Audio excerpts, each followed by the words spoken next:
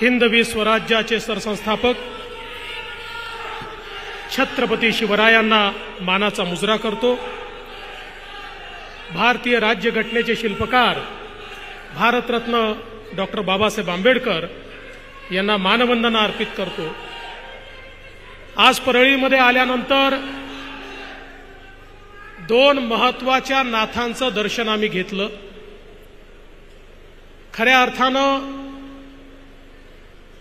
ज्योतिर्लिंग असलेलं आणि ज्यांच्या ऊर्जेने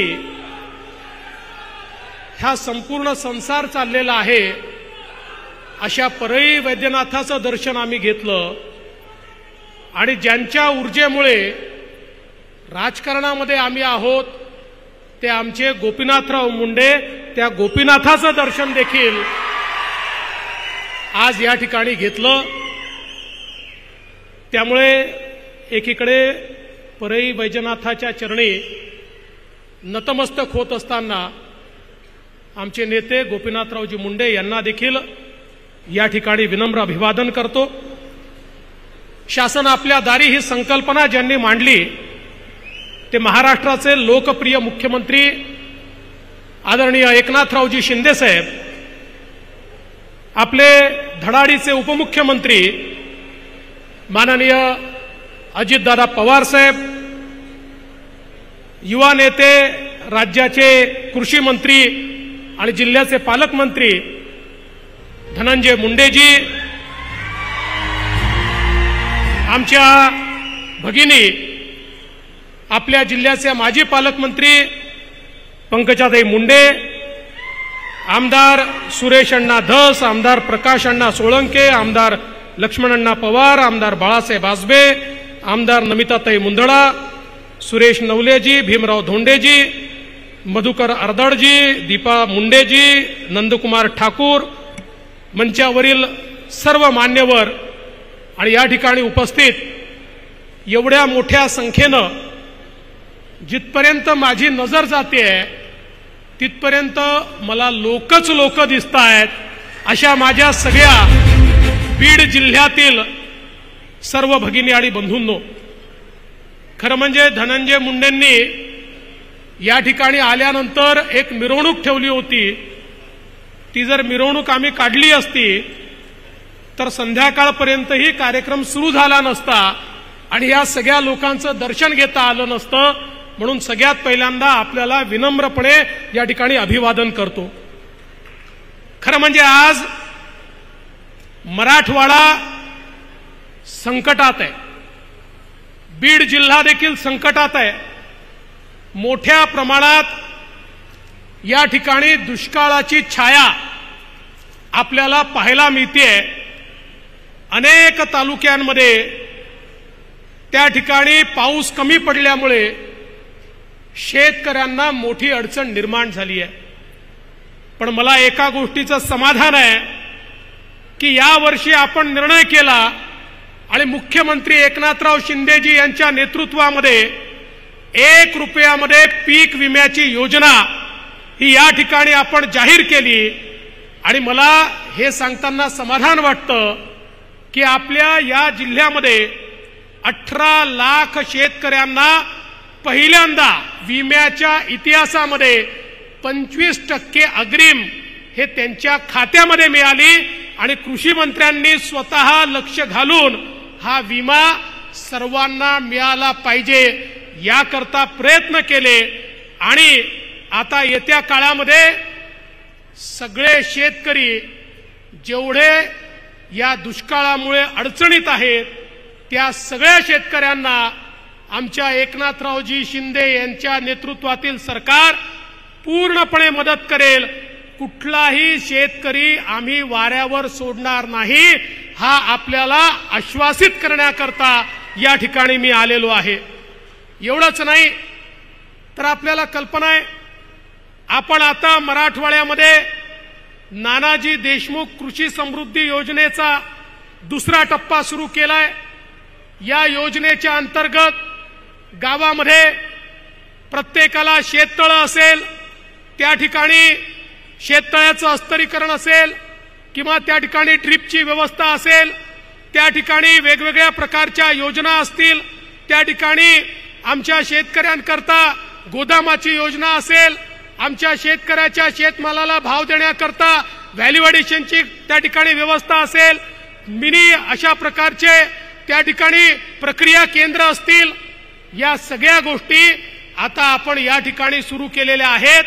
कुठेतरी आमच्या शेतकऱ्याला स्थैर्य यावं आणि त्याच्या शेतमालाला योग्य भाव मिळावा, हा प्रयत्न आपल्या सरकारच्या माध्यमातून चाललाय.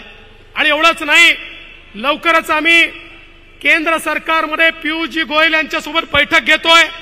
आमच्या सोयाबीनचा भाव वाढला पाहिजे, आमच्या कापसाचा भाव वाढला पाहिजे, याकरता देखील केंद्र सरकारसोबत बैठक घेऊन आमच्या शेतकऱ्याला जो काही माल त्याच्याकडे आहे त्या माध्यमातून उचित दिलासा मिळाला पाहिजे, अशा प्रकारचा प्रयत्न आपण करतो. मला एका गोष्टीचा अजून उल्लेख केला पाहिजे.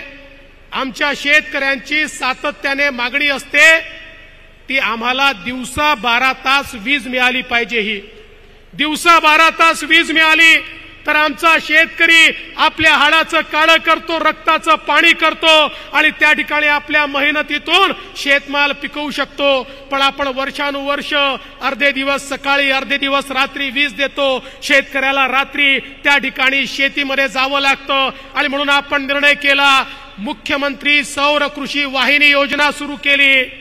आता या योजनेच्या अंतर्गत कृषी वाहिनी आपण सोलरवर करतोय आणि या माध्यमातून आमच्या शेतकऱ्यांना दिवसा 12 तास अखंडित वीज ही 365 दिवस आपण देण्याचा निर्णय घेतला. आणि मला आनंद आहे, पहिल्याच टप्प्यामध्ये बीड जिल्ह्यातल्या जवळपास 30% फिडरचं टेंडर हे आम्ही काढलेलं आहे. पुढच्या 3 महिन्यात अजून 30% फिडरचं आम्ही टेंडर काढू आणि पुढच्या वर्षापर्यंत बीड जिल्ह्यातल्या सगळ्या फिडरवर आम्ही सोलरायझेशनचं काम सुरू करू. 2 ते 2.5 वर्षामध्ये बीड जिल्ह्यातले सगळे फिडर हे सोलर फिडर असतील आणि बीड जिल्ह्यातल्या सगळ्या शेतकऱ्यांना दिवसा 12 तास अखंडित वीज ही त्या ठिकाणी देण्याचं काम हे आपल्या सरकारच्या माध्यमातून या ठिकाणी निश्चितपणे आपण करणार आहोत. आज खऱ्या अर्थानं हे सरकार गरीबाच्या पाठीशी, शेतकऱ्याच्या पाठीशी उभा आहे. मगाशी पालकमंत्र्यांनी उल्लेख केला की या ठिकाणी कृष्णा मराठवाडा योजना, खुंटेफळची योजना, या सगळ्या योजनांना चालना मिळाली. मला आठवतं मागच्या काळात जेव्हा मुख्यमंत्री होतो त्या काळामध्ये आपण कृष्णा मराठवाड्याला सुप्रमा दिली.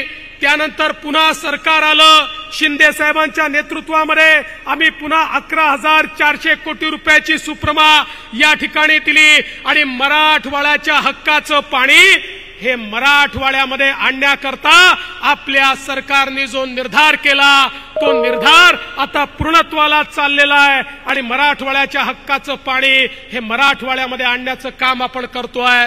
आणि एवढंच नाही, अजितदारांनी सांगितलं हे खरं आहे, मागच्या काळात आपण निर्णय घेतला आणि वाहून जाणारं पाणी गोदावरीच्या खोऱ्यामध्ये आणून मराठवाड्याला दुष्काळ मुक्त करण्याचा निर्णय आपण त्या ठिकाणी घेतला. आता त्या कामाला ही गती मिळालेली आहे. लवकरच आम्ही MWRRA कडे चाललो. MWRRA ची मान्यता मिळाल्यानंतर वाहून जाणारं पाणी हे गोदावरीच्या खोऱ्यामध्ये आणून आमच्या मराठवाड्याला दुष्काळ मुक्त करण्याचं काम हे आम्ही त्या ठिकाणी करणार आहोत. एवढंच नाही तर मागच्या काळामध्ये मराठवाडा ग्रीडचं काम आपण सुरू केलं होतं. काही कारणाने मध्यंतरी आलेल्या सरकारने ते थांबवलं होतं. आता आपण मराठवाडा ग्रीडचा प्रस्ताव केंद्र सरकारकडे पाठवलाय आणि मी विश्वासाने सांगतो केंद्राची मान्यता मिळाल्यानंतर मराठवाडा ग्रीडचा प्रस्ताव देखील या ठिकाणी मंजूर होईल आणि आपण संपूर्ण पाईपच्या जाळ्याने गावोगावी पिण्याचं पाणी, शेतीचं पाणी हे मराठवाडा ग्रीडच्या माध्यमातून सगळ्या धरणांना जोडून मराठवाड्याला दुष्काळ मुक्त करण्याकरता एक मोठं त्या ठिकाणी पाऊल उचलणार आहोत. आणि म्हणून मला या निमित्ताने सांगायचं आहे, आपलं सरकार सामान्य माणसाच्या पाठीशी उभं आहे. जलयुक्त शिवारच्या अंतर्गत मागच्या काळामध्ये पंकजाताईंच्या नेतृत्वात या जिल्ह्यात अतिशय सुंदर काम झालं। आता जलयुक्त शिवार टप्पा 2 आपण सुरू केलाय। मला विश्वास आहे जसं मागच्या काळामध्ये बीड जिल्ह्याने जलयुक्त शिवारमध्ये पहिला नंबर पटकावला, याही वेळी बीड जिल्हाच या ठिकाणी पहिल्या क्रमांकावर जलयुक्त शिवारच्या अंतर्गत येईल आणि शेतकऱ्याच्या शेतीला पाणी देण्याकरता निश्चितपणे या ठिकाणी अतिशय उत्तम काम होईल। धनंजयजी, आपण साठवण तलावाची मागणी केली होती। मी म्हटलं परळीला चाललोय, पुन्हा तुम्ही विचाराल काय झालं। कालच 8ही साठवण तलावांना मी मान्यता दिलेली आहे आणि त्याचं काम देखील आता लवकरच आपण सुरू करतो। खरं म्हणजे या सरकारने घेतलेला एक निर्णय हा अत्यंत महत्त्वाचा निर्णय आहे। आज इतक्या मोठ्या प्रमाणात माता भगिनी या ठिकाणी आहे। पंकजाताई, मागच्या काळामध्ये माझी लेक भाग्यश्री सारखी चांगली योजना आपण सुरू केली। आता त्याचा पुढचा टप्पा आपण सुरू केलाय। एकनाथरावजी शिंदे यांच्या नेतृत्वामध्ये लेक लाडकी योजना सुरू केली आहे। ज्या घरामध्ये मुलगी जन्माला येईल ते घर लखपती झालं पाहिजे। मुलगी जन्माला आली की 5,000 रुपये, ती पहिल्या वर्गात गेली की 5,000 रुपये, ती 7व्या वर्गात गेली की त्या ठिकाणी 8,000 रुपये, ती 11व्या वर्गात गेली की 8,000 रुपये आणि ती 18 वर्षाची झाली की 75,000 रुपये, असे 1,00,000 रुपये ज्या घरामध्ये मुलगी जन्माला येईल ते घर लखपती करण्याचा निर्णय आपण या ठिकाणी घेतलेला आहे। आणि एवढंच नाही तर एकजून निर्णय घेतलाय। आमच्या माता भगिनींनी त्या निर्णयाचं मोठं स्वागत केलं आहे। आता आमच्या माता भगिनींना एसटी मध्ये जो काही प्रवास आहे तो माता भगिनींकरता 50% तिकिटामध्ये आपण केलाय। 50% मोफत। माता भगिनींनी मुख्यमंत्र्यांचं टाळ्या वाजवून स्वागत केलं पाहिजे की माता भगिनींना आता 50%च पैसे लागतात। आणि आता घरच्या लोकांना सांगितलं पाहिजे की आता तालुक्याच्या ठिकाणी जिल्ह्याच्या ठिकाणी जायचं असेल तुम्ही घरी बसा, मी जाऊन येते, कारण मी गेली तर अर्ध्या पैशातच काम होतं, हे सांगण्याची आज आवश्यकता या ठिकाणी आहे। महात्मा फुले जनआरोग्य योजना, एकीकडे देशाचे पंतप्रधान मोदीजींनी 5 लाखापर्यंतचा इलाज मोफत केला, तर दुसरीकडे एकनाथरावजी शिंदे यांच्या नेतृत्वामध्ये आपल्या सरकारने महात्मा फुले जनआरोग्य योजनेमध्ये 5 लाखापर्यंतचा इलाज मोफत केलेला आहे। त्याच्यामध्ये आता कुठली अट नाही, 12 कोटी लोकांना मोफत इलाज देण्याचं काम हे या ठिकाणी आपण करतोय। एवढंच नाही तर आता आपण महाराष्ट्रामध्ये मोदी आवास योजना सुरू केली आहे आणि मोदी आवास योजनेच्या अंतर्गत 10 लाख घरं ओबीसी करता या ठिकाणी बांधण्याचा निर्णय हा आपल्या सरकारने घेतलाय। एकीकडे एससी एसटी करता आपण घरं बांधतोय, ओपन करता बांधतोय, पण ओबीसी करता 10 लाख घरं हे आपल्या सरकारच्या माध्यमातून या ठिकाणी बांधण्यात येत आहेत। एवढंच नाही, आमच्या अंगणवाडी सेविका असतील, गटप्रवर्तक असतील, आशा सेविका असतील, सगळ्यांच्या मानधनामध्ये 1500 ते 1700 रुपये वाढ आपल्या सरकारने या ठिकाणी केली आहे। जे निराधारचे लोक आहेत त्यांना 1000च्या ऐवजी 1500 रुपये पेन्शन करण्याचा निर्णय आपण घेतला आहे। आणि या व्यतिरिक्त मोठ्या प्रमाणात आमच्या मुलांच्या स्कॉलरशिपचे पैसे देखील वाढवण्याचं काम हे आपल्या सरकारने या ठिकाणी केलेलं आहे। खरं म्हणजे शिंदे साहेबांच्या नेतृत्वात सरकारने गेल्या 1.5 वर्षात केलेल्या कामांची यादी जर मी वाचली तर इतक्या मोठ्या प्रमाणात ही कामं झाली आहेत की ही यादी वाचता वाचता अपुरी पडेल। पण या निमित्ताने आज एक मागणी धनंजयजी तुम्ही पण केली आहे, पंकजाताईंनी पण केली आहे, ती म्हणजे वैद्यनाथाचं जे विकास आराखडा आपण तयार केलाय त्याला केंद्र सरकारने देखील पैसे दिले पाहिजेत। माननीय मुख्यमंत्री निश्चितपणे त्याची शिफारस करतील आणि मी स्वतः त्या ठिकाणी जाऊन मोदी सरकारकडनं तो आराखडा मंजूर करून आणीन आणि आमच्या वैद्यनाथाला या ठिकाणी प्रसाद योजनेच्या अंतर्गत निश्चितपणे जे काही काम या ठिकाणी करण्याची आवश्यकता आहे, जो काही कॉरिडॉर करण्याची आवश्यकता आहे, तो कॉरिडॉर निश्चितपणे आपण तयार करू। खरं म्हणजे वेळ खूप झालाय, मुख्यमंत्र्यांचं भाषण देखील ऐकायचं आहे. पण या निमित्ताने एवढंच सांगतो, आम्ही तिघं एकत्रित आलोत आणि आम्ही तिघं एकत्रित आल्यानंतर आमच्या मनामध्ये एकच ध्यास आहे, महाराष्ट्राचा विकास, महाराष्ट्राला पुढे घेऊन जाण्याचं काम आम्ही करतोय. पण काही लोकांना ते नको आहे, त्यामुळे ते लोक रोज ज्या प्रकारचे बेताल वक्तव्य करतात आम्ही त्याच्याकडे लक्षही देत नाही. आता काल परवा 4 राज्याच्या निवडणुका झाल्या. आता निवडणुकांमध्ये सीएम साहेबांना आणि मला प्रचाराला बोलवलं. आम्ही प्रचाराला गेलो. आम्ही गेलो तिथेही चांगला विजय मिळाला. आता काही लोकांना तेही पोटात दुखतं. म्हणाले तुम्ही दुसऱ्या राज्यात का गेले? अरे तुम्हाला बाजूच्या घरात कोणी बोलवत नाही, आम्हाला दुसऱ्या राज्यात बोलवतात, तर तुमच्या पोटामध्ये का दुखतं? हा माझा सवाल आहे. आता पुढच्या वेळेस तर अजितदादांना देखील घेऊन जाणार आहे, म्हणजे 2-4 सीटा दादा अजून वाढतील. पण हे सगळं झालं तरी आमचं लक्ष कुठे आहे? आमचं लक्ष हे महाराष्ट्रामध्येच आहे. या महाराष्ट्राला सुजलाम सुफलाम केल्याशिवाय आम्ही शांत बसणार नाही. इथले दीन दलित गोर गरीब आदिवासी शेतकरी शेतमजूर या प्रत्येकाच्या जीवनामध्ये परिवर्तन केल्याशिवाय आम्ही या ठिकाणी चूप बसणार नाही. आणि म्हणून जाता जाता केवळ एवढंच सांगतो, मगाशी आमच्या पंकजाताई म्हणाल्या की सगळ्यांना ही उत्कंठा आहे की आज या स्टेजवर पंकजाताई पण आहेत आणि धनंजय मुंडे पण आहेत. मी दोघांना विनंती एवढीच करेन की तुम्ही असेच एका स्टेजवर राहा आणि आमच्या तिघांची ताकद तुमच्या पाठीशी अशी उभी करू की परळी असेल बीड असेल काहीही पाहायची आवश्यकता नाही. आम्ही पूर्ण ताकदीने ताई तुमच्या पाठीशी आहोत आणि तुम्ही सगळे जर एकत्रित राहिलात तर परळीचंही कल्याण होईल, बीडचंही कल्याण होईल आणि महाराष्ट्राचंही कल्याण होईल.